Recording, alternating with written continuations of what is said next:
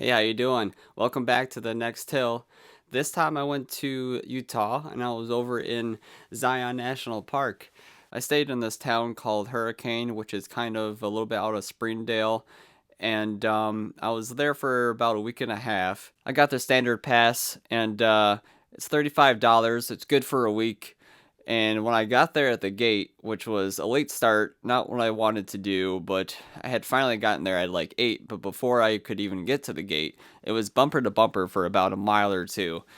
And so I recommend getting there probably 7 for sure at the latest, because the whole week I was there, it was constant traffic. Like once I got to a trail, I knew I wasn't going to be able to have an easy time getting to the next one, or maybe I wouldn't even be able to get to the next one because all the places would be filled up. But once you're inside the park, you're going to love it. It is absolutely out of this world. Like everyone says, it's as if you're on a Mars landscape. I mean, it is completely insane to see all the geological formations and what is possible with, the art of erosion. So there are two roads in Zion, but technically there's only one. One leads you, all the way from Springdale all the way to the east side of the park, and out of it. The other one will take you to the Zion Lodge and other hikes like Angel's Landing and other ones like that. But that road is only accessible with a shuttle through the shuttle season. I think it's like May through October or November or something like that. But within that time period, yeah, you can only do the bus, which I mean, it's all right. You can get to see a lot of things, but I'm just, I'm not really one to hike with the crowds. I like to be alone. But yeah, I mean, I'm sure there are a lot of great things over there. So if it's an option for you, just know that the shuttle season is through that time period, and outside that time period, I believe you can take your car over there. Just gonna be very snowy, but you can take your car over there. Also, I gotta say, prepare for the heat. Every day I was there at the end of September, it was 95 and 100 degrees. It was insanely hot. So you just gotta make sure, however mileage you're doing, to prepare for however much water you will need to take, and the water weight will be a factor. That being said, do not drink from the water or even try to filter it, because filtering does not work, because there is a cyanobacteria in the water, a type of algae that makes it so toxic that even filtering the water will not work. I've heard stories of people submerging their face and they've got rashes all over. So you got to be careful. Always make sure to have lawn socks, lawn pants, lawn sleeves if you can, depending on the area or how much water you're going to encounter. But try to be careful out there, and do not drink the water. Bring as much water as you can within your water bottle in your backpacks. But just take the right precautions and you'll be fine. Do some research before you get out there, and know that there are going to be trails that are very difficult, and there will be some that are, very manageable. So just find the right balance of what you're capable of, and you'll have a great time.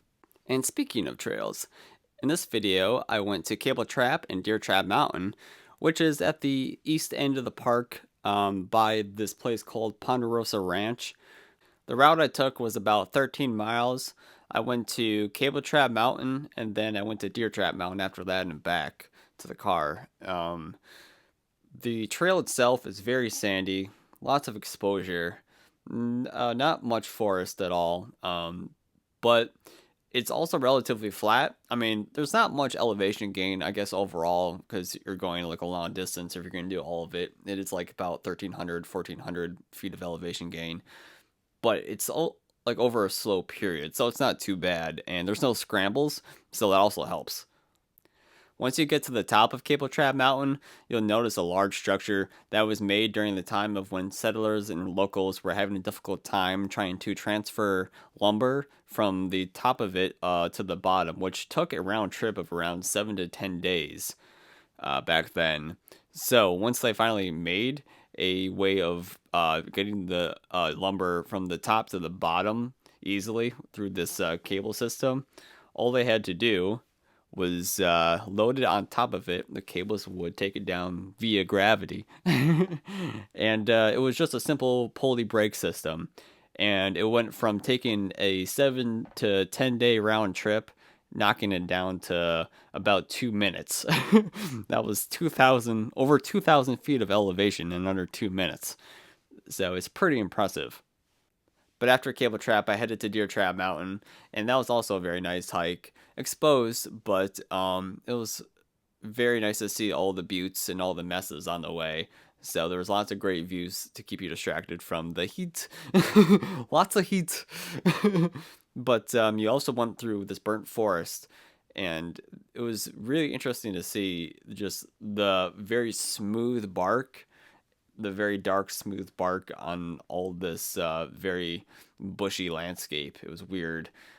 Then when I got to Deer Trap Mountain, it was such an awesome view. I would say it's better than Cable Trap just because you have this very like cone like mountain in front of you on the left, and then to the side you can see the Zion Lodge at the bottom as well, the road leading to it.